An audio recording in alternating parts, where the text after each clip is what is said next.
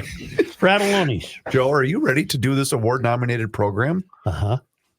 Fratelloni's Hardware and Garden Store brings you Garage Logic Podcast number 1328, June 18, 2024. 98 degrees was the record high. That was in 1953. And it was 39 degrees on this day in 1876. Man, if you stuck your head out the door today, you know the swimming season is here. Get a hold of Aquaside, a White Bear Lake company. They've been keeping lake shores well-maintained for more than 60 years with a complete line of lake and pond control products that take care of the weeds and the algae. The products are easy to use. I've used them. They work quickly. I've seen that. They're registered with the EPA and DNR. You don't need to let weeds overtake your lake or pond this summer. Call Aquaside today. Give them an eyeball account of what you're looking at there. They'll help you identify your weed problem and make sure your place looks great all summer long. Call Aquaside at 1-800-328-9350 or go to aquaside.com. Hail the flashlight king. And now, from the mayor's office above the boathouse on the east shore of Spoon Lake, it's Garage Logic with Chris Reavers manning Technology Corner, Kenny Olson from the Krabby Coffee Shop, John Heidt in the newsroom, and of course, the Rookie. Here is your flashlight king, fireworks commissioner, and the keeper of common sense, your mayor, Joe Souchere. I don't know which fraud to start with. No, I'm being very serious. It's very ironic that yesterday, discussing the drowning death of that poor little guy, the 4-year-old guy, and we learned the story essentially was about autism and how Somalis believe they're being underserved. I believe that would be a fair way to say it, that Somalis believe they're being underserved with autism services. And well, we learned today that now autism centers are under investigation by the FBI for fraud. I'm not kidding when I say I don't know what fraud to start with. Wait a minute. The FBI is investigating. Is that a real? You're not joking? Holy Hannah. The FBI is investigating possible Medicaid fraud in the treatment of autism in Minnesota, according to sources with knowledge of the investigation who were granted anonymity because they're not authorized to speak to the media. This is my hat's off to the Minnesota Reformer. They've been doing some good work. Okay. Details of the investigation are unknown, but what's certain is that the growth of spending on the autism program has exploded in recent years. The number of providers who diagnose and treat people with autism spectrum disorder, are you ready? The number of providers has increased 700% in the past 5 years, climbing from 41 providers in 2018 to 328 last year. The amount paid to providers during that time has increased. No, don't tell me. 3,000%. You don't tell me. From 6 million to 192 million. According to data provided to the Reformer by the Minnesota Department of Human Services, which administers Minnesota's Medicaid health insurance program for low-income people and people with disabilities. Oh, Hey, Walz, is this malfeasance? Or are you just stupid? Yes. I've got this chart. I've got the chart here. The number of look at the chart go up. The number of providers. That's unbelievable. I'm really trying to remain calm, but we're getting fleeced here. If I can give you a visual picture on that chart, I liken it to the Price is Right with the yodeler when he goes up the hill. Mm-hmm. It just goes straight up like that. Department of Human Services Assistant Commissioner Natasha Mers said the growth of the autism program has been pretty consistent with other DHS programs, such as housing stabilization and new medical assistance benefit to help people with disabilities and seniors. Some autism centers advertise both those services. I don't think we're surprised or particularly disturbed by the rate of growth, Mers said. We know that having early intervention and access to service is a really, really important way of putting these kids on a good trajectory. But we just went through the death of a 4-year-old in which everyone involved is lamenting the lack of services. And you're telling me, Natasha, that you're happy with this. She said, anytime we're operating Medicaid programs, we have to ensure we're good stewards of taxpayer money. Well, I don't think you are being a good steward of taxpayer money. And that we have the right level of protections in place against fraud, waste, and abuse. I don't think you have the right levels of protection in place. Nothing goes up 3,000%. Okay? Nothing. Did 3,000% of all Somali kids born since 2018 have autism? Here's your question is, nothing goes up 3,000%. Nothing in the world goes up 3,000%. Without being noticed. If it does, then it should be noticed. And what's going on here? The autism program launched in mid-2015. It's a long story in the Reformer. I urge GLers to seek it out. And she conveniently can't talk about ongoing investigations. And I don't believe these people.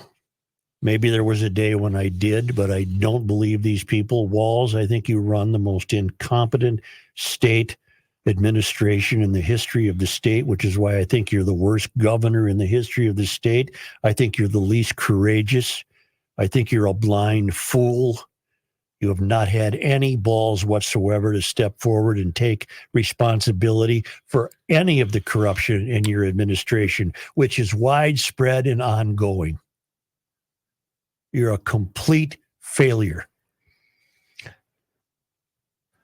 Now, you're not saying that we don't need help for families with kids with autism, right? I don't believe I said that. Okay, I just want to make that clear. 1 out of every 34 Minnesotans aged 8. That's a lot. But think of what, that site that you just, or what you just cited there. Think if someone ran on a campaign to help correct this, they'd be labeled as, well, this person hates kids with autism. Yeah. That's why I brought that up. Yeah. It may be that some people are taking advantage of the diagnosis in order to get their daycare paid for, because some of the daycare and supposed autism centers are combos. They're daycare centers and autism help. In one case, the insurer paid out benefits to a family with 4 siblings with autism. An insurance industry source said. In another case, a center submitted claims for services and transportation for a 3-year-old to attend a center 7 days a week, even though it's closed on Sundays. The insurance companies pay for children's rides to the centers, which can lead to children as young as 18 months being transported 5 days a week to and from centers, sometimes from one center to another within a day. Larson said, I'd have to go back and see who Larson is. But all of those cases you just mentioned, they actually do have autism, correct? Apparently. Okay.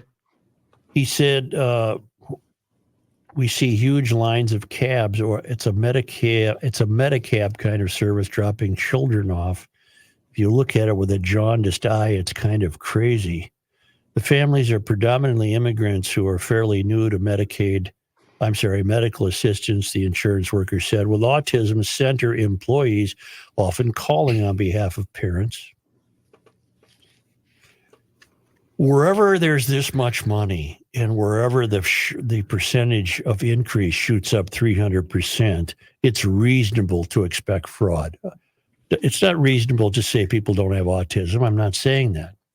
But the Somalis who have been quick to embrace fraud, because I'm tired of this eggshell BS. Right. Somalis who have been quick to embrace fraud and learn how to manipulate it, they may be finding more children who have autism who don't really have it. Is that a fair way to say it? Yes. Don't you need a legitimate doctor, though, to say autism? You can't just say it yourself. Well, given the lax way this state governs anything, it's unlikely anyone from the state has said, let's see the doctor's certificate. Well, you know what we need? We need a GLer to help us out here.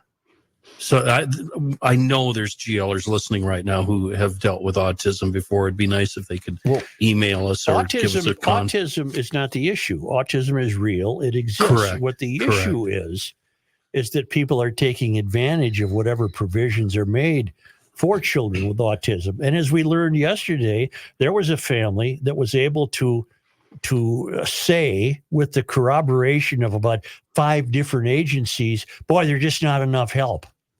Well, then why does it increase 3,000%? Why has it gone from 6 million to 192 million? Somebody's defrauding the state of Minnesota. Right. Under your watch, Walz, it should be nothing new for you. And what does the state auditor do? The state auditor points out this fraud. But there's, as we said with Mark Coran, well, then what happens? No one is yet to be held accountable for these frauds. No one has yet suffered any punishment. No one has yet had a letter put in their file. No one has yet has been fired. No one has yet apologized. What if you did this at a private company? But the Star Tribune today did have a hard-hitting lead editorial. Tighten the oversight to prevent fraud. You're useless, Star Tribune, because you're not saying what the real problem is. Perhaps because your publisher is in Walz's pocket. Maybe that's the problem. You're a joke right now. Mm-hmm. Yeah, this is a long piece, and the deeper you go into it, the more you learn. And some of the questions I've been asking are answered in this piece. And the more you learn that fraud is entirely probable. Yeah, and that's right in the piece from insurance people. I know, Kenny, you had asked a GLer to help us out with this, but a center that provides these types of functions, wouldn't that also be the one that would do the diagnosis of the child?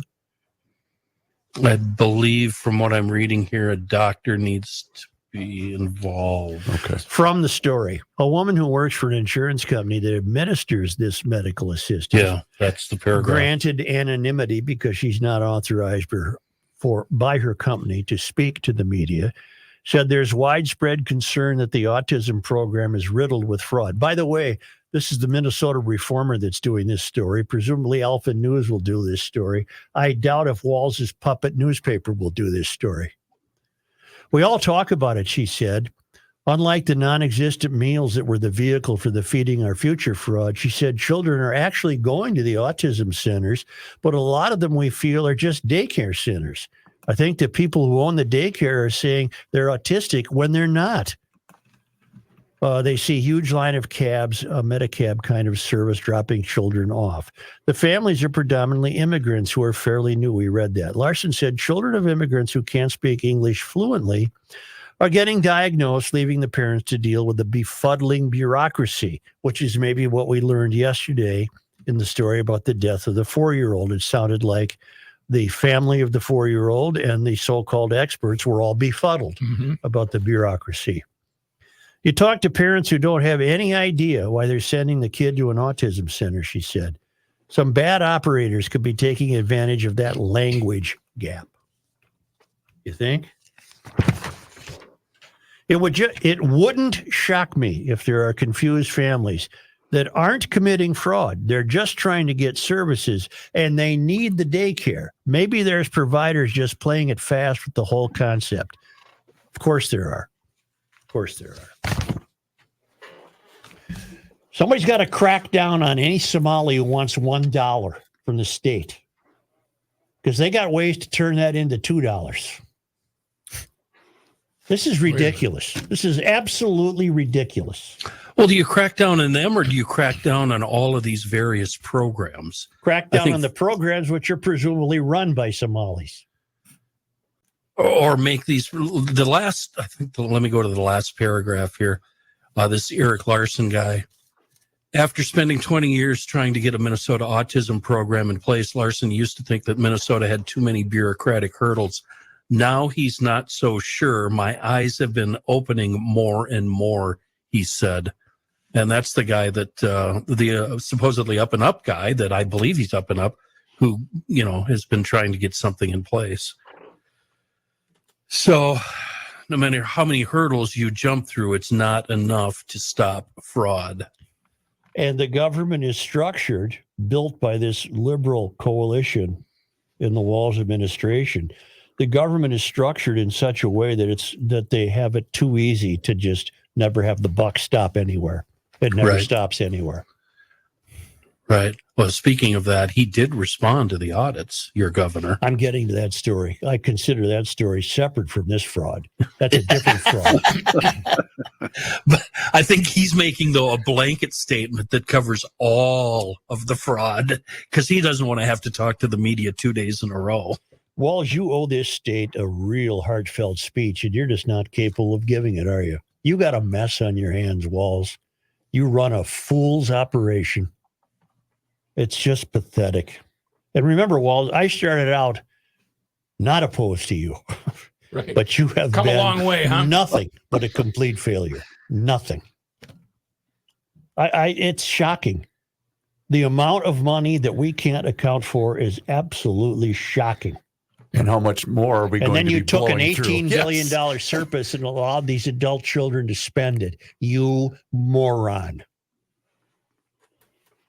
Honest to God, we're in deep trouble in this state. We really are.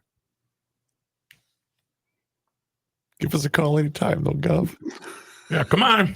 Oh, When I see him the bleep. fourth time, it might be a charm. When I beg him to come on the air. John Harrington.